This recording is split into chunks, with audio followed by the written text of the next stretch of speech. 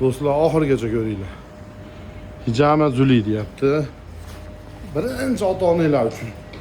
o'ng eshik erkaklarniki, chap eshik ayollarniki. Bunaqa hijama ko'rmaganman. Deb falon pul millionlarga dorilar olyapsizlar. Bu tomonda akalar hijama olyapti. Eng interesli narsasini ko'rsataman. Bu hech qanaqa odam o'ldiradigan narsa emas, bu bochka sovuqni chiqaradigan narsa. Kallangizni mandan chiqarib olasiz, ichingizda hamma sovuq xudo chiqib ketadi. Bundan keyin cho'tki hijama olasizlar ekan, hozir men oldim. Hamma yo'q pokiza, noldan yangi narsalar ishlatishar ekan.